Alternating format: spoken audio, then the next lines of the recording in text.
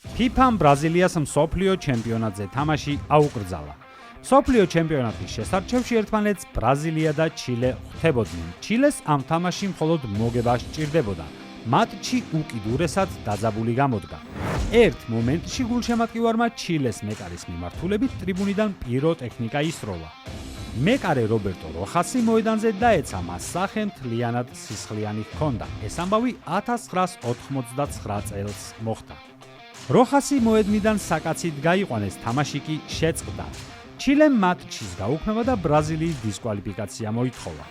FIFA-მ ბრაზილიის ნაკრები დასაჯა და მსოფლიო ჩემპიონატზე თამაში აუკრძალა. რამდენიმე დღეში გაირკვა, რომ ეს ამბავი სულ სხვანაირად მოხდა. ვიდეო მასალის დეტალური განხილვისას გამოჩნდა, რომ ფოიერვერკი მეკარეს საერთოდ არ მოხვედრია. რაც შეეხება დასისხლიანებულ სახეს, ეს თავად როხასმა იკადრა. თურმე მას ხელთათმანში ბასრი ლითონი ჰქონდა დამალული და წაქცეულმა სახე ჩუმად დაისერა. ყველაფერი გაირკვა, ბრაზილიას დისკვალიფიკაცია მოუხსნეს, ხოლო მეკარე როხას თამაში სამუდამოდ აუკრძალეს. ეს იყო ფეხბურთის ისტორიაში ერთ-ერთი ყველაზე დიდი თაღლითობა. დაწერეთ კომენტარებში ფეხბურთელის ჩადენილი, რომელი უკადრებელი საქციელი გახსენდება.